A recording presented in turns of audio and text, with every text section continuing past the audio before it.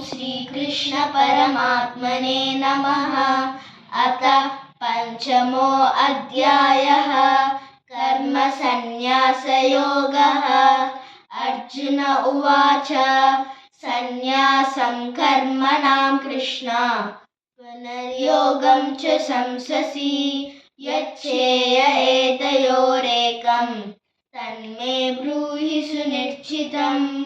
श्रीभगवानुवाच सन्न्यासं कर्मयोगश्च निःश्रेयसकरावुभौ तयोस्तु कर्मसन्न्यासात् कर्मयोगो विशिष्यते। ज्ञेयः स नित्यसन्न्यासी यो न द्वेष्टि न काङ्क्षति निर्द्वन्द्वो हि महाबाहो सुखं बन्धात् प्रमुच्यते।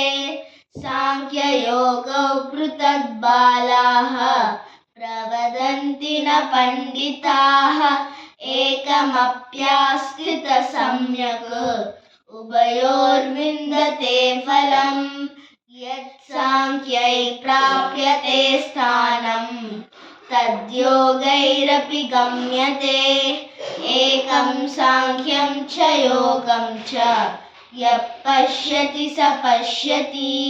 सन्न्यासस्तु महाबाहो दुःखमाप्तुमयो गतः योगयुक्तो मुनिर्ब्रह्मा न चिरेणाधिगच्छति।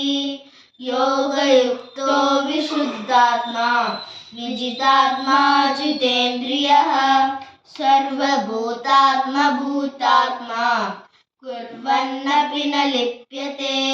नैव किञ्चित् करोमीति युक्तो मन्येत तत्त्वविद्। पश्यन् शृण्वन् स्पृशन् जिघ्रन् अश्नन् गच्छन् स्वपन् श्वसन् प्रलपन् विसृजन् गृह्णन् उन्निशन् निमिषन्नपि इन्द्रियाणीन्द्रियार्थेषु वर्तन्त इति धारयन् ब्रह्मण्यादाय कर्माणि सङ्गं त्यक्त्वा करोति यः लिप्यते न स पापेन पद्मपत्रमिवाम्भसा।